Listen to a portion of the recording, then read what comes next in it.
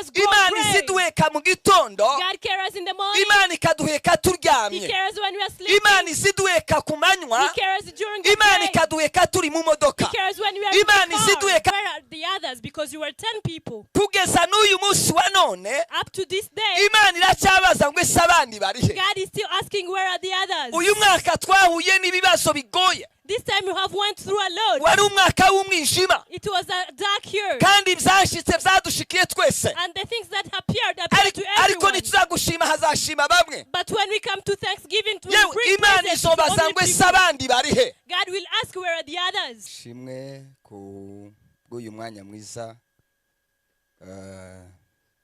tugezemo wo gusangira ijambo ry'Imana.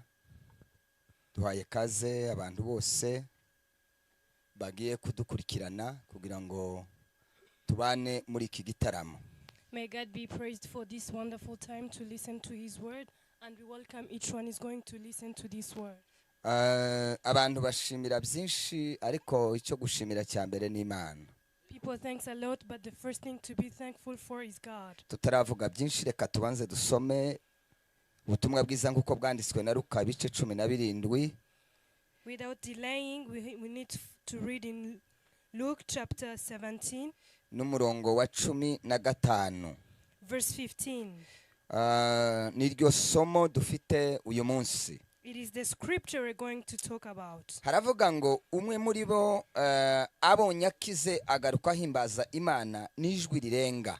The Bible says one of them, when he saw he was healed, he came back praising God in a loud voice. Nanone dusome Zaburi ya 33. Let's read Psalms 33. Ibice 33 n'umurongo wa mbere. Chapter 33, verse 1. Bibiliya iravuga ngo mwabakiranutsi mwe mwishimire Uwiteka, gushima gukwiriye abatunganye. The Bible says, sing joyfully to the Lord, you righteous. It is fitting for the upright to praise him. Murakaze rero mu ijambo ry'Imana. Welcome into the scriptures. Kubw'uyu munsi mwiza ukomeye, For this wonderful time tugiye kwinjira mu wundi mwaka. that we are crossing to the next year. Ni nayo mpamvu rero abakozi b'Imana bateguye iri somo. That's the reason why servants of the Lord prepared about this, Ivuga ngo kugarukana amashimwe. to come back with thanksgiving. Harahandi navuze ngo gushima biruta gusaba. There is also another way I say that thanksgiving is greater than requesting. Abantu bakunda gusaba. People like to request. Batwara umwanya munini wo gusaba. They take too much time in requesting. Ariko bagira umwanya muto wo gushima Imana. But I have a little time to praise God. Kandi ni ikibazo gikomeye cyane. Yet it is a big problem. Ndibaza nditonda gahoro I wondered kugira ngo bise naho twaye twiga. that it looks like we are teaching. Undi kwiga bitera kumenya. Because studying gives knowledge. Kwiga bitera guhindura imitekerereze. Because studying gives the change of mindset. Kwiga bitera kumenya kwifata no kwitwara neza. Because studying gives the self-restraint and Umuntu good wize behaviors. atandukanye n'utarize. A person who had started is different Niyo from a mpamvu rero illiterate iyo one. twiga ijambo ry'Imana That's the reason why while we're studying the Bible, biduhesha kumenya icyo tugiye gukora. it gives us the knowledge on what we are going to do. N'icyo tudakoze tukamenya icyo tuba dutakaje. And for the things we didn't know, we just know what Hariho we have abantu lost. badashima There are people who do not thank kubera kutamenya akamaro ko gushima. because they do not know the impact of thanksgiving. Tibazi ibyiza biba mu They mashimwe. don't know the good things after praising. Tibazi amashimwe ahakomoka. They don't know the source of praises. Ni nayo mpamvu rero batinda gushimira Imana. It's the reason why they delay to thank God. Ushima agira uwo ashimira. When you thank, you have someone to thank. Iyo umuntu ashaka gushima If you want to be thankful, aba afite uwo ashimira. you have someone you are thankful for. Kandi hashima uwagize icyo akorerwa. And the person who thanks is the one who have received an action. Kandi ntawe uzushima iyo yakorewe ikibi. And nobody is thankful when the bad thing has happened to Umuntu you. ashima kubera ko yakorewe icyiza. A person thanks because the good thing was done unto him. Nta muntu urashima iyo atarakorerwa icyo ashaka. No one is thankful before he gets what he needs. Nicyo gituma rero That's the reason why gushima ari ngombwa. thanksgiving or praises is correct. Reka tubazanye ngo ese gushima bikorwa ryari? Let us ask each other, what is the time to be Ni ryari thankful? umuntu dukwiriye gushima When do we have to praise? iyo usoma bibiliya When I read the Bible, bibiliya nicyo gitabo kize gisobanura ibintu byose the Bible is the only book that explains everything. kenshi abantu Many times people, bashima iyo basubijwe icyo basabye they give praises because they have received what they have requested. kenshi abantu bashima Many times people thank iyo bazanye icyifuzo imbere y'Imana when they have brought the request before God Imana ikabasubiza and God has answered. nicyo gihe batekereza gushima That's when they think of thanksgiving. ariko siko bibiliya ivuga And that's not what the Bible says. hari igihe bibiliya itubwira ngo There are times the Bible dushime says mbere yo gusubizwa you have to be thankful before you receive a response. bitewe n'iki Because of why? turaza gusoma ijambo ry'Imana Because of the scripture we're going to read. nongera ikindi kibazo kivuga ngo Let me ask again another ninde question. ukwiriye gushima Imana Who is the person worthy to thank God? ninde ukwiriye gushima Imana Who is the person to thank God? ese ni umudamu Is it a woman? ese ni umugabo Is it a man? ese ni umugore Is it a wife? ese ni uwize Is it an illiterate ese person? ni uwasubijwe Is a person who have received the ese response? ni urubyiruko Is it young people? bibiliya isobanura neza The Bible explains it umuntu clearly ukwiriye gushima Imana that a person who is to thank God, hashima uwari mu kibazo agasubizwa the person who are in a request and he get a response. arashobora kubura ayo mashimwe He might like responses, ariko hashima uwasubijwe but the one who praises is the one who have received the uko yo bari response. kose uko angana Whatever the praises are, ategerezwa gushimira Imana he needs to be nicyo thankful. gituma twasoma ijambo ry'Imana That's why we read the Bible. Yesu ngo yakijije abantu 10 Jesus has healed 10 people. bari bafite ikibazo kimwe They had the same issue. bari bababaye cyo kimwe They had the same suffering. bari mu ntambara imwe They were in the same battle. bari baratawe kimwe They were rejected the same way. ngo bamare bagirirwa neza And bose after being healed, barangije gukira ngo baragenda they went. bageze iriya When they reached so far, urya umwe ngo aribuka one person remembered. haleluya Hallelujah. baribuka ngo aribuka One person ngo remembered. arongera aragaruka He returned ngo back. ageze gushima He came back to Jesus. baramubaza ngo ese abandi barihe And when he reached to Jesus, Jesus asked, "Where are the others?" Because you were 10 people. kugeza n'uyu munsi wa none Up to this day, Imana iracyabaza ngo ese abandi barihe God is still asking, "Where are the others?" uyu mwaka twahuye n'ibibazo bigoye This time you have went through a lot. wari umwaka w'umwijima It was a dark year. kandi ibyashitse byadushikiye twese And the things that appeared to ariko everyone. nituzagushima hazashima bamwe But when we come to Thanksgiving, to yewe bring Imana praises to izobaza only ngo ese people, abandi barihe God will ask, "Where are the others?" ko nabakijije mwese I healed all of ko you. nabagaburiye mwese I fed all of you. ko nabambitse I mwese dressed all of ko you. nabatabaye mwese I rescued everyone. abandi barihe Where are the others?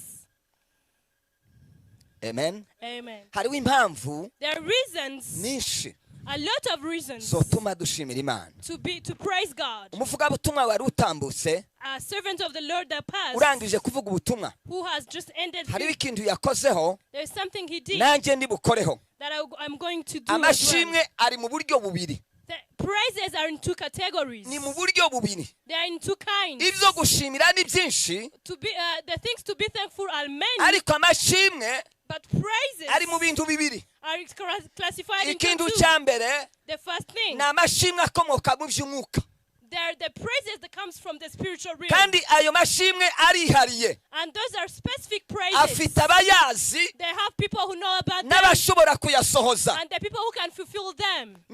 yanabivuze And he told it, amashimwe yo mu buryo bw'umwuka the spiritual praises, hariho ikintu nagiye ntekereza they're the things I just thought of. kandi muzabigenzure And you have to consider that. muzabibona You will see that. umwaka ugiye kurangira The year is going to end.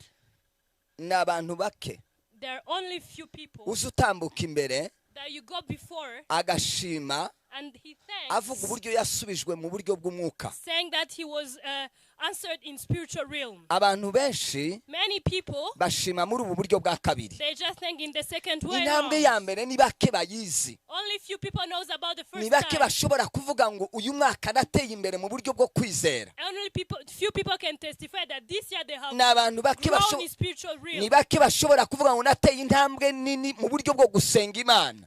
Only few people can testify that they made a big step into praising God. Ariko abantu benshi But only bashimira kuri iyi ntambwe ya kabiri. they think on the second type of praising. Intambwe ya kabiri nari mvuze ni iyihe? The second type of Ni intambwe y'amashimwe akomoka mu byo Imana idukorera buri munsi. it is the praises that comes from the daily actions of God. Kandi Right. iri shimwe rya kabiri And this second type, niryo abantu babara cyane, people consider it a lot. niryo riba imbere cyane. This is the only thing that Uyu is mwaka before. nabonye promotion. This year I've got a promotion. Uyu mwaka twakize indwara. This year we have healed.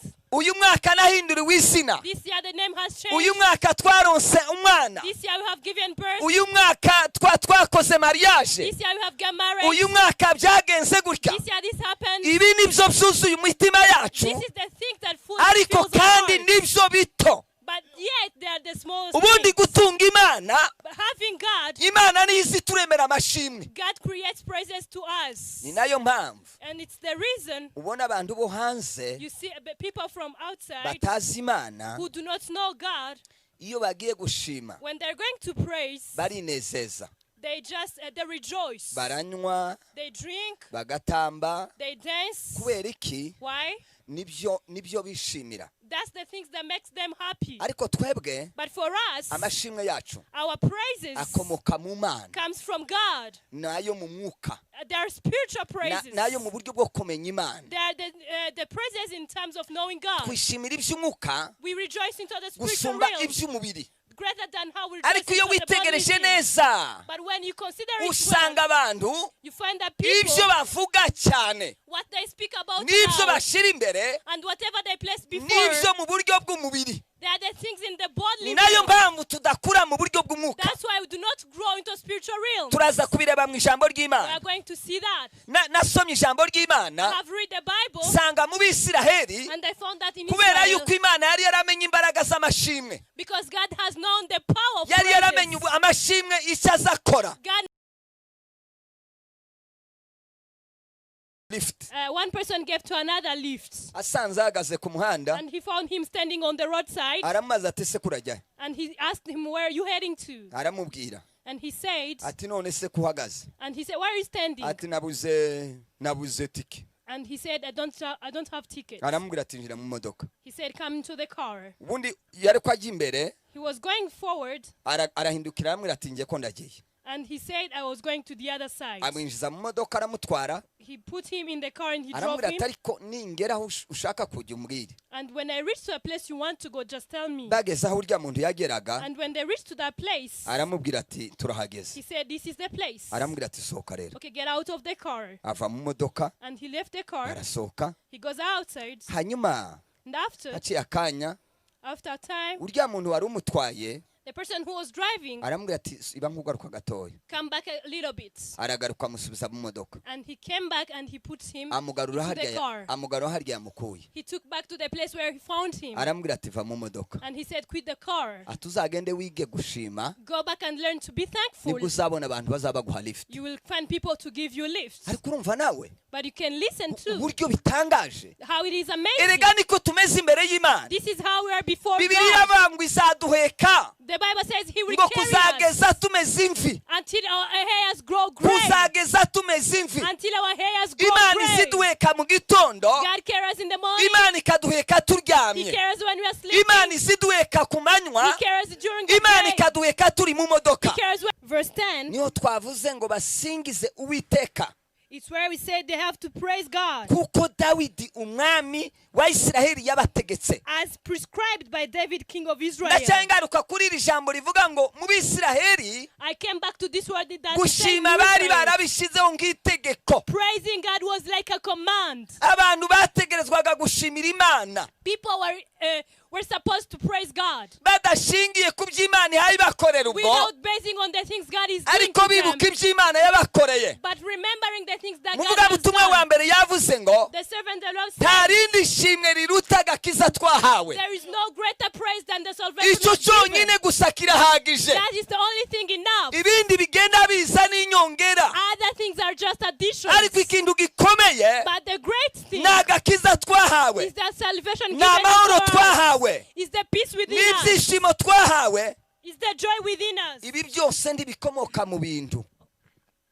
All these do not come from possessions. Umunezero tugira Our joy n'ibyishimo tugira and our happiness tibishingiye ku byo tubona, is not based on what we see. tibinashingiye ku byo duhabwa, It's not based on what we get. tibinashingiye no ku byo dutegereje Imana izakora. It's not based on what we wait on God to do. Umunezero wacu Our happiness tuwushingiye ku butunzi is not founded on possessions and dutegereje riches cyangwa ku mateka Imana ishobora kuduhindura mu buryo or busanzwe. the history that God can change in ordinary Oya, life. amashimwe yacu Our praises ashingiye cyane are ku based cyo twakorewe, on the thing that was done to ku cyo us, twahawe, on the gift that we have ku cyo received, twagizwe. on the things that were made. Ibyo byonyine Only that, nibyo bituma dushimira Imana. they are the things to be thankful for. Nacyo gituma rero And the reason kubera why, ko abantu Imana yabonaga ko bashobora kwibagirwa, because God saw that people might byatumye forget, Imana ishiraho itegeko. God placed an Dawudi order. aravuga ngo David said, gushima bibaye itegeko. thanksgiving and praises Hari are ahandi commandments. nasomye There is also another one sanga that gushima said, bari barabihinduye indirimbo. thanking God was like a Ni song. ukuvuga ngo amashimwe barayaririmbaga. They have just to sing the praises. Imana ni igitangaza. God is Yari amazing. yarabwiye abanyisiraheli irababwira ngo He taught to Israel, amashimwe muyakure mu kuvuga gusa, take out the praises into ariko words muyahindure indirimbo. and change them into Ni ukuvuga ngo abantu songs. baririmbaga amashimwe y'Imana. People will sing the praises of Ni God. nayo mpamvu no muri iki gihe cya none And it's the same way in this ubona time. abantu batunga indirimbo, bahimba indirimbo zirimo You amashimwe, see people composing the songs full of bigana praises. ijambo ry'Imana. They just imitate the word of God. Isiraheli bari barabigize indirimbo, Israelites has made it a song. amashimwe bakayaririmba mu mago yabo, And they would sing the songs in amashimwe their homes. bakayaririmba bari ku kazi, They would sing it at their workplace. mu mirimo yabo ya minsi yose In everyday life. bibukaga gushimira Imana, They would remember to praise God. ariko biciye mu buryo bwo kuririmba. But through songs. Nehemiya ibice 12 Nehemiah chapter 12, n'umurongo w'8, verse 8. ibice 12 Chapter 12, n'umurongo w'8. verse 8. Kuko hari ibintu tuvuga Because there are things we talk rimwe na rimwe over, abantu bakavuga ngo nibyo twari dutekereza, and sometimes people wonder it's just our ariko biri mu ijambo imagination. ry'Imana. But it is based into Si scriptures. ukumenya kuvuga ibintu It's not about being, cyangwa se kubisobanura, it's not about explaining it ariko alone, biri muri Bibiliya but they're into the Bible. kandi niyo iziduha umurongo, And it's the thing that lead ni us, nayo twemera. and we believe it. 12 n'umurongo w'8. Kandi abalewi ni Yoshuwa na Binuwi na Kadimayeli na Sherebiya na Yuda na Mataniya, uwo na bene se nibo bateraga abantu ishimwe, nibo bateraga abantu ishimwe. The Bible says the Levites were Jeshua, Binui, Kadmiel. Ku murongo wa 10 Verse 10, niho twavuze ngo basingize Uwiteka, it's where we said they have to praise God kuko Dawidi umwami wa Isiraheli yabategetse. as prescribed by David, king of Israel. Ndacyangaruka kuri iri jambo rivuga ngo mu Bisiraheli I came back to this word that gushima bari barabishizeho nk'itegeko. praising God was like a command. Abantu bategerezwaga gushimira Imana People were supposed to praise God badashingiye ku by'Imana yayibakorera ubwo, without basing on the things God is doing ariko to them, bibuka iby'Imana yabakoreye. but remembering the things that God Muvuga has butumwa wa done. mbere yavuze ngo The servant of the Lord nta said, rindi shimwe riruta agakiza twahawe. there is no greater praise than the salvation Icyo of Jesus. cyonyine gusa kirahagije. That is the only thing enough. Ibindi bigenda biza n'inyongera, Other things are just additions. ariko ikintu gikomeye But the great thing ni agakiza twahawe, is that salvation ni given amahoro to us, twahawe, is the peace within ni us, ibyishimo twahawe. is the joy within us. Ibi byose ntibikomoka mu bintu. All these do not come from possessions. Umunezero tugira Our joy n'ibyishimo tugira and our happiness tibishingiye ku byo tubona, is not based on what we see. binashingiye ku byo duhabwa, It's not based on what we get.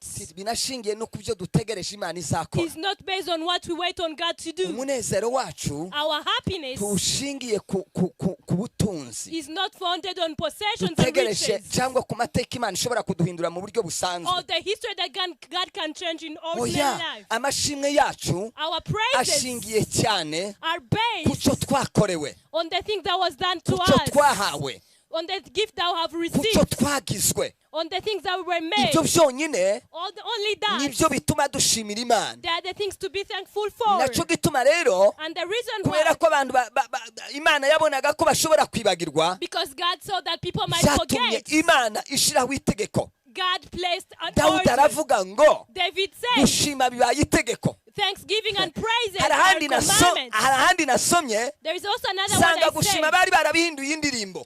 thanking God was like a Ni song. ukuvuga ngo amashimwe barayaririmbaga. They have just to sing the praises. Imana ni igitangaza. God is Yari amazing. yarabwiye abanyisiraheli irababwira ngo He taught to Israel, amashimwe muyakure mu kuvuga gusa, take out the praises into ariko words muyahindure indirimbo. and change them into Ni ukuvuga ngo abantu songs. baririmbaga amashimwe y'Imana. People will sing the praises of Ni God. nayo mpamvu no muri iki gihe cya none And it's the same way in this ubona time. abantu batunga indirimbo, bahimba indirimbo zirimo You amashimwe, see people composing the songs full of bigana praises. ijambo ry'Imana. They just imitate the word of God. Isiraheli bari barabigize indirimbo, Israelites has made it a song. amashimwe bakayaririmba mu mago yabo, And they would sing the songs in amashimwe their homes. bakayaririmba bari ku kazi, They would sing it at their workplace. mu mirimo yabo ya minsi yose In everyday life. bibukaga gushimira Imana, They would remember to praise God. ariko biciye mu buryo bwo kuririmba. But through songs. Nehemiya ibice 12 Nehemiah chapter 12, n'umurongo w'8, verse 8.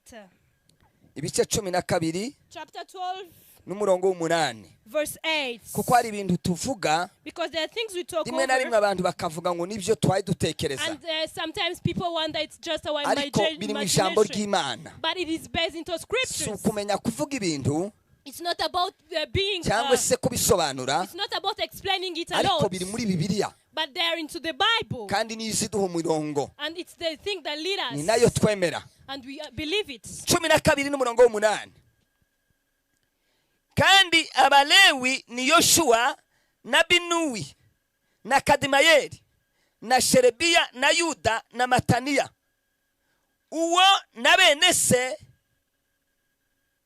nibo bateraga abantu ishimwe, nibo bateraga abantu ishimwe. The Bible says the Levites were Jeshua, Binui, Kadmiel, Sherebiah, Judah, and also Marania, who together with his associates was in charge of the songs of thanksgiving. Usomya muri Bibiliya ijambo ry'Imana, When you read in the Bible, ahantu the bavuga good ngo news, nibo bateraga abantu ishimwe, where they say that they made people thanksgiving, haravugaga ngo nibo ngo baririmbaga indirimbo z'amashimwe.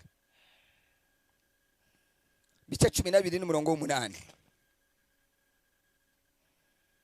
the Bible says the following formed the choir that sang response.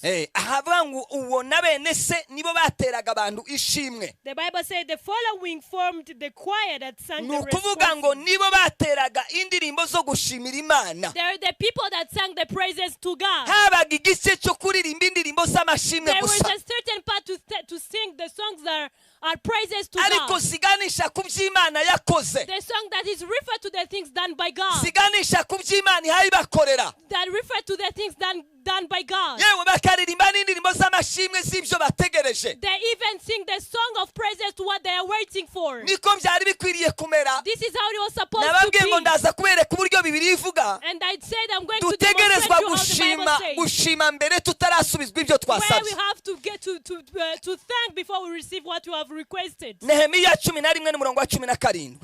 Chapter 11 verse 17. Ko ndashimangira iri jambo, I want to emphasize on this word. uburyo amashimwe bayahinduye indirimbo. Where they changed their praises into songs. 11:17. Chapter 11 verse 17. Haravuga ngo na Mataniya mwene Mika mwene Zabudi mwene Asafu wari umutware wabateraga abandi ishimwe, wari umutware wateraga abandi ishimwe iyo basengaga. Reka ngarukire kuri ako gusa. The Bible says Mataniah, son of Micah, the son of Zabdi, the son of Asaph, the director who led in thanksgiving and prayer. Ni ngaho bashatse kuvuga ngo yari conducteur. They tried to say that he was a leader. Niwe wari umuyobozi. He was a leader Uyobora abandi. who leads other people Kuririmba indirimbo z'amashimwe. to give songs of praises. Ahubwo And yet, twari guhindura. we will change it. Indirimbo z'amashimwe Songs of praises, zikaba nishi and it will be many, kuruta indirimbo more than zivuga ibyo tugiye gukorerwa. the songs that says what we are going to get. Kuko ndetse n'ibyo twakorewe kenshi tuza twibagirwa kubishimira. Because what have done unto us, we sometimes forget to thank them for. Ubaze umwaka ukungana When you count the whole year, amezi 12 all 12 months, ukabara amasaha ayarimo, and when you count the hours in a year, ukabara iminota ibirimo, the minutes in a year, ukabara amasegonda abirimo, the seconds in a year, ukabara amatiyerisi arimo, wasanga ari menshi.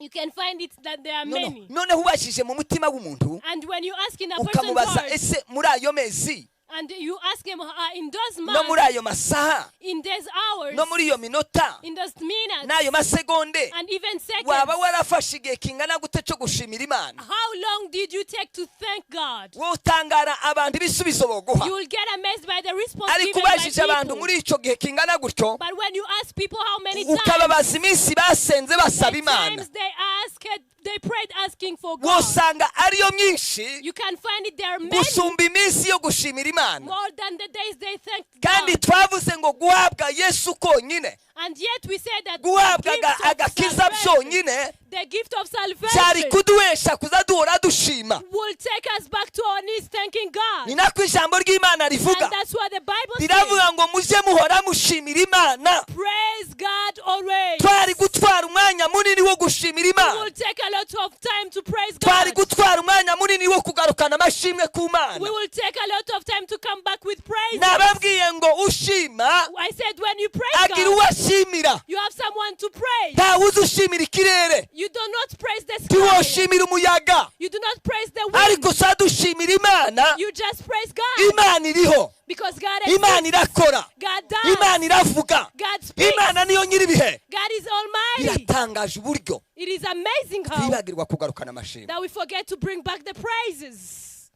Amen. Amen. Ngira ngo uwari imbere hari ijambo yavuze, And the first servant of the Lord said kandi something. abaririmbyi bakunda kuririmba iyo ndirimbo. And the singers love to sing that song. Imana yaduhaye umwuka wo guhumeka God gave us the air to breathe ngo nta kigega. without a stock.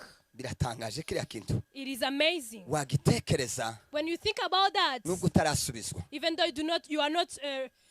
you haven't received your ku response byifuzo wahaye Imana. for the request you gave to God, Hariho bimwe yasubije utarabisabye. there are many that he responded without Ikibazo cyo asking. guhumeka, The problem of icyo breathing, cyifuzo nta wigeze agitwara imbere no y'Imana. one has taken that before God. Twasanze Imana yaragikemuye. God has only done it before. Ikibazo cyo gutekereza ngo amaguru yawe aresha uko aresha, The problem of thinking of the balance of your ntabwo wigeze legs, ukigira icyifuzo. you haven't made it a request. Uko umuntu wese asa n'uko angana, The way you look and the way you wear, ntawabigiriye icyifuzo. no one made it a request. Twasanze Imana yaragikemuye. We found God has already solved that. Icyo cyonyine That's the only cyari thing cyo kuduhesha gushimira Imana. that will make us come back with praises. Uwabanje nawe yabivuze. And the one who even said Kuryama said it. kuryama no kubyuka Sleeping and waking up. ni ukuri, kuryama ni ugupfa.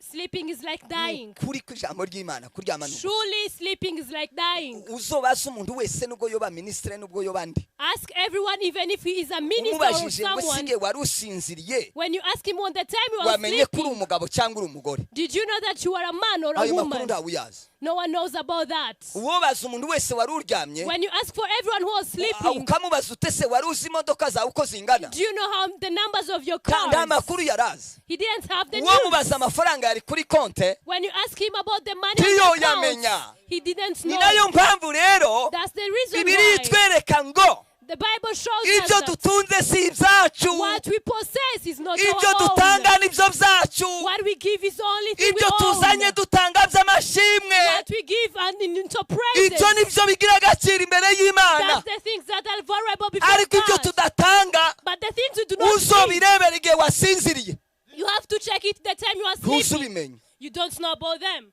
Kuryama no kubyuka sleeping and waking up. ni igitangaza cy'Imana. It is a miracle from Icyo God. cyonyine That's the only thing cyo tumugarukana amashimwe. that will make us come back with praises. Nayo mpamvu nafashe umwanzuro That's the reason why I took wo that decision kubyukira muri burakeye to wake up into iteka ryose, morning praises every time. kandi kize kinjana And the things that take ni me ugushimira there Imana ko nabyutse, is to thank God that I have kandi woke up. nabishizeho umugambi, And I made it a commitment. nza mbona ko nzogwa muri burakeye, And I sometimes found that I will die kandi in mbikundira morning kuko prayer. Bibiliya irabivuga, irabyemera cyane. And I love it because the Bible says it. Burakeye iremewe. Morning prayers is Bibiliya allowed. iravuga ngo ni naho Yesu yageze yigishiriza. And the Bible says that this is where Jesus was when he was teaching. yararaga ku musozi, He would sleep at the mu mountain, gitondo ngo akazinduka atanga seminari. and in the morning he'll wake up giving seminars. Ni naco gihe abafarisayo n'abasadukayo ngo bageze bamutangarira, That's the time when the Sadducees and the bakavuga Pharisees bati were ariko amazed. uyu mwana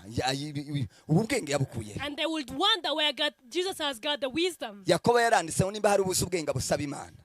James wrote and said, Nta if kitaba- someone needs knowledge, he could ask it from God. nta kitaba ku Mana. There's nothing impossible to God. Gushima Imana You thank God. nimureke tubihindure indirimbo, Let us make it a habit and a tuziririmbe twaye song. tugenda, When you are walking, you sing about tuziririmbe it. tugiye kuryama, And we sing it when we are going to sleep. tuzitoze abana bacu, We train our children tubatoze into them. indirimbo zo gushimira Imana. We train our children with song of Haleluya, praise. tubatoze indirimbo Hallelujah. zo gushimira We Imana. train our children with song Imana of praise. yakoze ibikomeye. God has done the Lord. Ya umuvugabutumwa yavuze ngo yaduhaye Yesu He gave us Jesus kuko Imana yadukunze. because God loved the world. Reka mbabwire, iyo Imana idukunda When God loves us ariko ntitange, without giving, erega icyo dukundira Imana the reason why we love God nicyo yaduhaye, is because He gave us. kandi no mu mateka niko bimeze. And it is even the same in the history. Uzarebe umuntu waguhaye n'utaguhaye, When you look at the person who gave you and the person who denied, ugira ngo bibuka cyo kimwe se?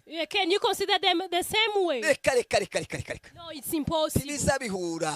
It doesn't match. Uwaguhaye The one who gave you, na kera ba papa na ba sogokuru, even in the early times, our Ntawe- fathers and our grandfathers, ntawe nigeze numva yirahira utamuhaye. no one has sweared on the person who didn't give. Igituma twirahira Imana, The reason why we swear on igituma God, tuvuga Imana, the reason why we boast about igituma God, dukunda Imana, the reason why we love si God, uko yitwa Imana gusa, it's not only that He's si God, uko yaremye ijuru n'isi it's gusa, only that He's the maker of the si earth and uko the yaremye heavens. inzuzi gusa, It's not only the maker that the si uko seas and yatandukanije oceans. ijuru n'isi. It's not only that He separated the world Oh from yeah, the si heavens. byo. Not that. Icyo dukundira Imana The reason why we love God nicyo yaduhaye, is the thing He gave nicyo us. gituma twe tuyiramya That's ntituruhe, the reason why we worship Him nicyo without gituma getting tuyiha tired. icyubahiro.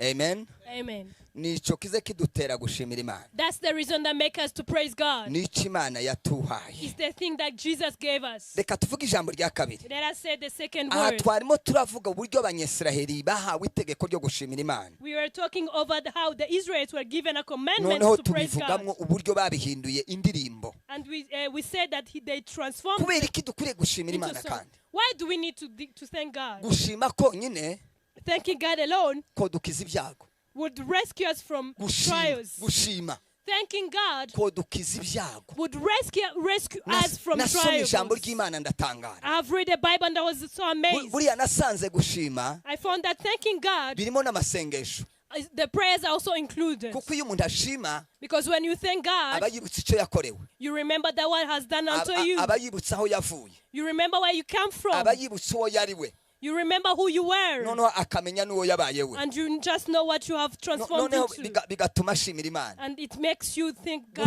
Gushima kurimo n'amasengesho, In praises, there is also prayer. kuko nasomye ijambo ry'Imana Because I read the Bible nsanga gushima and I found that praising kurashobora kugukiza ibyago. can rescue from troubles. Harimo isengesho ririmo gushima. There is also a prayer that includes praises. Ubundi gusenga Praying, twari dukwiriye guhera ku gushima, we could start by praising.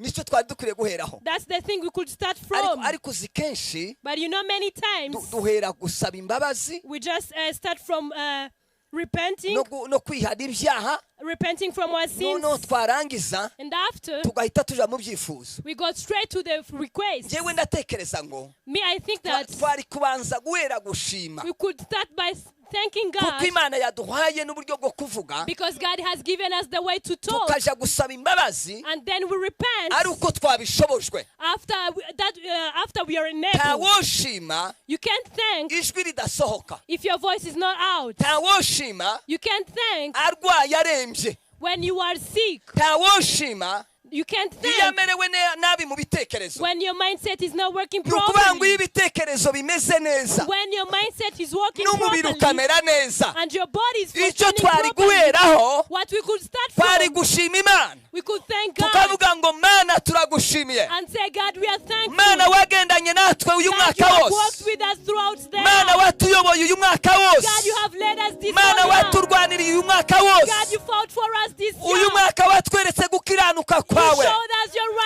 Abantu righteousness. bari bacitse intege twebwe twuzamo People who kwizera. were weak, you filled them with faith. Haleluya. Hallelujah. Ibyo byavaho And after that, tukabona gutekereza iby'intege nke, we start think of the weaknesses. hanyuma rero And after, tukaja gusaba ibyifuzo. we give out the requests. Naho ubuzima bwacu But our life bwuzuye ibyifuzo gusa. is full of requests. Turi no mu gushaka ngo isi ihinduke We want the world to change uko Bibiliya itavuga. the way the Bible do not say. Yagize ubwoba I was so scared. ni mu kubona ko tuzaruha tugasengera I see that people will grow tired and they pray ibyo Bibiliya yavuze ko bizabaho, for the things the Bible said it will happen. tugasenga ngo bireke kubaho.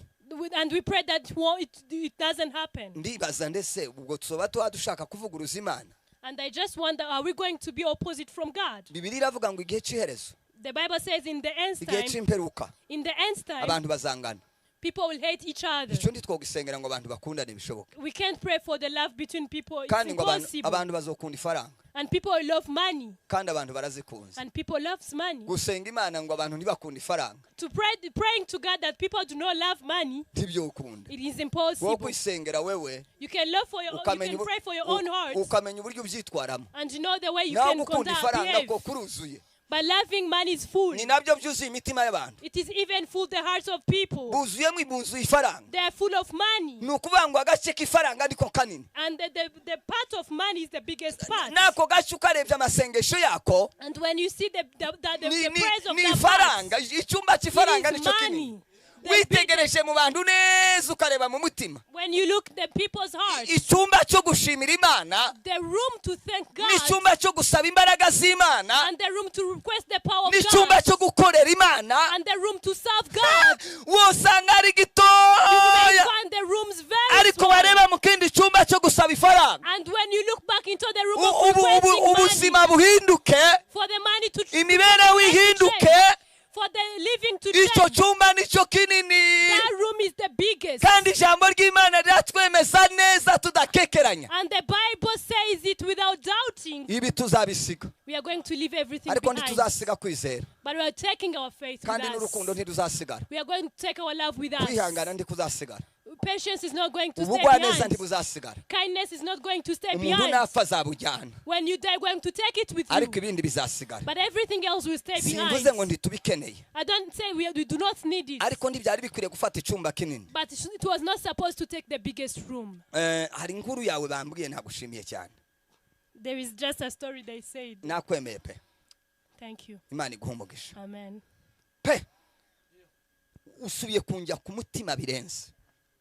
Inza mbwira abakirisitu, I always tell Christians, njyewe sinakurikiye ibindi byo mvuge nyine nanjye ngo nige nimara nzokora akazi ka I kare, didn't follow other things to study and then do a great job. ariko ngira amahame mu mutima But I wanjye. have principles in my heart.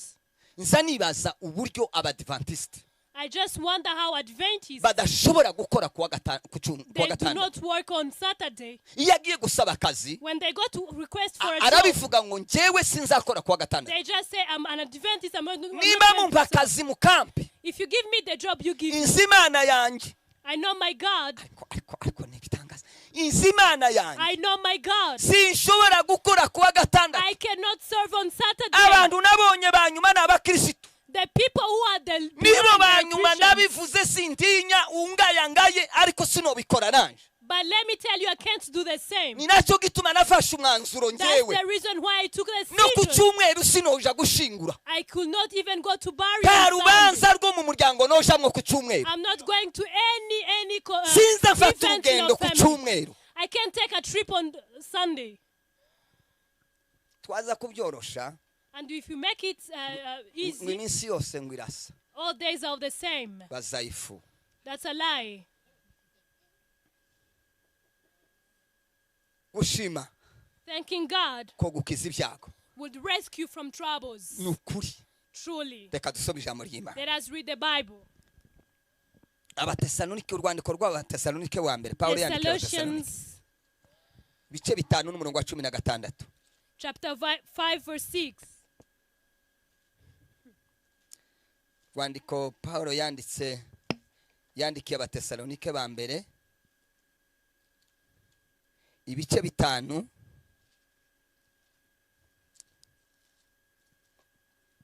n'umurongo wa 16 1 Thessalonians chapter 5 verse 6. haravuga ngo The Bible says, mwishime iteka rejoice always. mwishime iteka Rejoice always. nimba uyu mwanditsi yaranditse If this wrote that, ntiyarayobewe yuko mu isi tugira intambara he was fully aware that we have trouble. ntiyarayobewe yuko mu isi habamo ibyago He was fully aware that there are ntiyarayobewe troubles. yuko mu isi tuze duhura n'ibiza bitubabaza He just knew that we always met with the things ariko that amashimwe yo us. mu mutima But the thanks in our heart, ntagira ikize kiyahagarika nothing can stop it. amashimwe ava ku mana nta kiza The kiyitsa thanksgiving that comes from God, no, nothing can stop it. haleluya Hallelujah. niko bimeze That's how it is. umutima wuzuye amashimwe A heart full of aho umuntu thanksgiving. wuzuye amashimwe ahora ashima iteka A person full of thanksgiving, he uyu always mwanditsi maze rejoices. kwandikira abatesalonike This author that wrote to arababwira ngo Thessalonians, mwishime iteka he said, rejoice always. mwishime iteka Rejoice always. kandi hazahishima umerewe neza And the people who's living in a good hishima condition uwasubijwe is the one who rejoices. twarasubijwe natwe We were given the twahawe response. agakiza We were given twari salvation. dukwiriye kuza twishima iteka We should always rejoice. akandi karongo gakurikira Another verse. 17 haravuga ngo musenge ubudasiba Pray continually. mwumve ibi bintu uburyo bikurikirana mwishime iteka Rejoice always. kandi musenge ubudasiba Pray continually. arakomeza nanone ntiyahagaze haravuga ngo 18 mu bibaho byose muhore mushima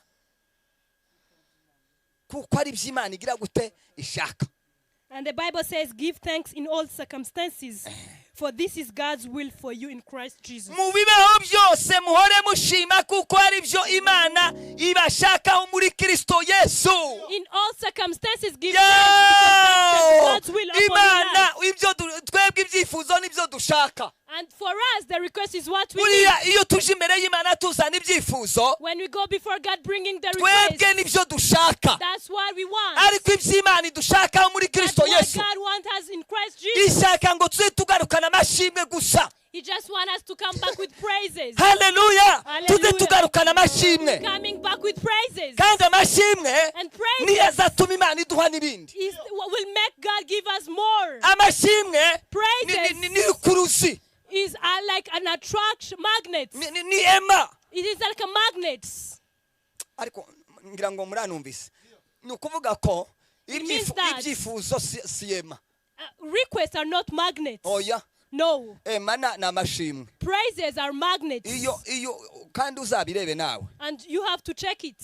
umuntu yohora aza kugusaba When a person is always coming to ask, inzu woyikinga you just close the door. woyikinga You just close the house. yambaye I'm kuvuga telling you. mu gitondo umuntu ngo baje kugusaba When a person comes in the morning to saa ask, tatu undi araje and at 9 a.m. another person comes, undi saa sita araje and another one come at noon. udafite umuzamu womushiraho If you do not have a housekeeper, you're going to put one. wavuga uti naza mubwira asubira inyuma And you Ale. would say, if he comes, tell him to go back. ari mu biki What is he doing? ariko But let me tell you, nasanze Imana ni igitangaza I found God is so amazing. ikintu kize gikwega Imana The thing that attracts ngiye God. kubivuga hano hepfo gatoya I'm going to take about ikintu it. kize gikwega imana The thing that attracts imana God. ikanyeganyega hiri And God is shaking where He is. haleluya haleluya Hallelujah. ikintu kize gishaganya imana And the thing that shakes God nishimwe ubuzanye is the praise that you wibuke bring. wibuke na ba Stefano umunsi bariko basenga And remember Stephen when he was yajya ashimiye praying. imana He just thanked the Lord. bibiliya iravuga ngo yesu arahaguruka mu And ijuru the Bible says Jesus stood in heaven. nicyo kintu kize gihagurutsa imana They're the things that make twatangiye hariya Jesus muri to zaburi stand. havuga ngo umukiranutsi akwiriye gushima imana ngo nibyo bikwiriye And we started from the Psalms where it said the righteous will umukiranutsi praise iyo God. ahaye ashima imana When the righteous man is praising God, imana izihaguruka God stands. imana izihaguruka God stands. abo utubazo natwo tw'iminsi yose And everyone who comes for requests, batazi gushima who do not know how to mu thank, gitondo ni icyifuzo in the morning it's a saa request. sita ni icyifuzo In the noon it's a request. nimugoroba ni icyifuzo In the evening it's a umwanya request. wose gusa ni ibyifuzo Every time it's for umwanya wose request. gusa ni ukurira Every time it's for ibyo tears. ntibiza bishaganya imana That do not shake banza God. ushimire imana Thank God shimira before. imana ko waramutseho Thank God for that you shimira woke imana up. ko wayihumeka Thank God that you are breathing. shimira imana ko yakurinze Thank God for He protected hanyuma ubone you. kuyibwira uti data And after that, ndagushimiye He said, just say, ibyo God, I uzi ukora thank you. birenze uko nshobora kubitekereza no kubyiyumvira Because your actions are beyond my thoughts. ibisigaye mfite akifuzo gato The remaining, I have a small kuko issue. nta cyifuzo kinini kiba imbere Because y'imana there's no big request before God. byose ni ubusa kuri Everything is zero to birya me. tuza tubona biremereye Everything that we see, ku mana ni uguhuha it's heavy. For God, it's just light. buriya iki kintu ntawe ugihuha n'umwuka ngo kiveho You can't breathe this thing away by just your haba breath. n'iyi bibiliya sino yihuha ngo iveho You can't even blow the Bible. ni ukuvuga ngo ibintu byose imbere y'imana Everything before God, ni ibintu imana ishobora guhuha bikavaho God can blow them and they can move. ibi byifuzo byose tugira All the requests that we twari tuvuze ngo have said, gushima ko dukiza ibyago thanking God will rescue us from troubles. ntaho bibiri tubwira ngo There is no way that Bible says, musabe ask maze mutegereze and wait. nimusubizwa When you get response, mubone gushima imana come with thanksgiving. ni ukuri uhereye mu itangiriro When you start from Genesis ukagera mu byahishuriwe and yohana you go to nta Revelation, hantu wosanga havuga ngo there is no way you ngo can mugende find. musabe imana Go and ask God nimumara mutegereze and wait for ngo Him. nimumara gusubizwa And when He ngo mubone responded, gushimira imana come back with praises. iyo niyo mibereho y'abantu That's how people tubona are. abantu uriya mubembe Because even that person with leprosy, naratekereje nubwo yagarutse gushima I thought even though he came back to nawe thank yari God, yagiye he was also gone. yari yagiye kari He kamuciyemo had also gone. yaragiye agera iriya He went, and when he reached that place, ibitekerezo bibona kugaruka he came back to his ariko senses. gushima But thanking God, bihera burya nyine it starts from that yari moment. guhita nawe ashimira aho ngaho We will have thanked God at the kuko right moment. ntiyakiriye mu nzira Because he wasn't healed within the bakiriye journey. imbere He y'uwamukijije was just healed before ngo amare God. kubakiza And after healing them, baragenda they went. uko niko twe tumera twese And that's how people ariko are. hakagira abibuka But there are people who ariko remember. icyiza But the good thing, twebwe bo mu isezerano risha we the people from the dufite New amashimwe Testament, y'iminsi yose we have thanksgiving for every day. dufite amashimwe ya mu gatondo na nimugoroba We have thanksgiving from the tutarinze morning gutegereza ngo ibyo tuzasubizwa without waiting for the responses. reka dusome ijambo ry'imana Let us read the scripture. mariko 11:24 Mark chapter 11 verse 24. mariko 11:24 Mark chapter 11 verse 24.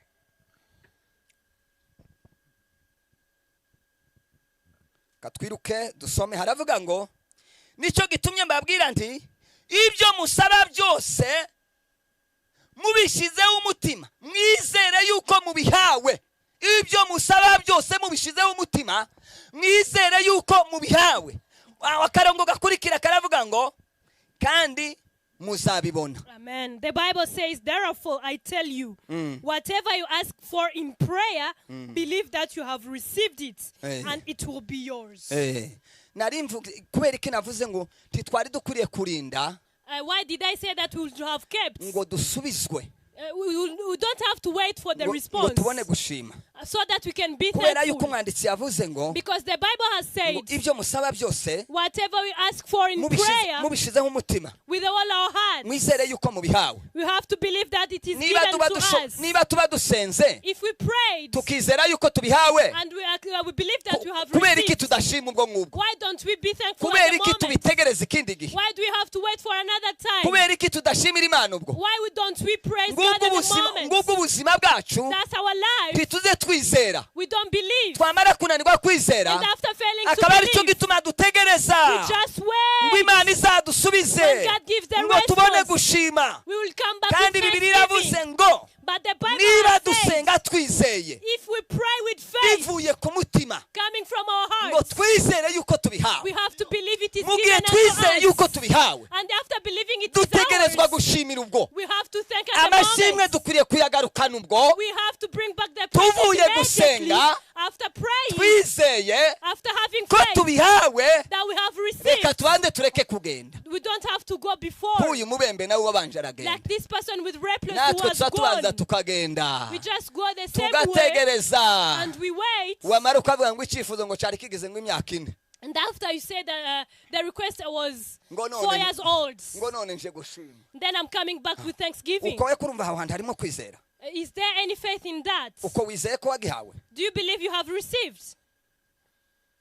Imana idufashe. May God help us. Matayo bice 7 n'umurongo wa 7 Matthew chapter 7 verse 7. haravuga ngo musabe muzahabwa, The Bible says, ask and it will be given to mushake you. mushake muzabona, Seek, you will see. mukomange ku rugi You muzakingura. knock, it will be open to you. Kuko umuntu wese usaba ahabwa, Because everyone who asks receives. ushatse arabona, Because everyone who seeks gets. n'ukomanga arakingurira. And whoever knocks, the door is Kuko open to tutindana him. amashimwe Why do we have to delay kandi tuba thanksgiving? twakomanze Yet we have knocked. kandi Imana ibayumvise. God has heard. Kuko tutagarukana amashimwe? Why don't we come back with Kubera praises? kwizera guke Because of our low niko faith. gutuma dutegereza Our low faith ngo makes us tuzabanze wait dusubizwe for us to get response tubone gushima. and we could praise. Ngira ngo tuja ku musozo, And as we go to the end, hariho ibintu bitubuza gushimira Imana. there are things that hind us from thanking Buriya God. ntimugire ngo abantu kubera iki badashimira Imana. You may just wonder why people do not thank God. Hariho ibintu bitubuza gushimira Imana.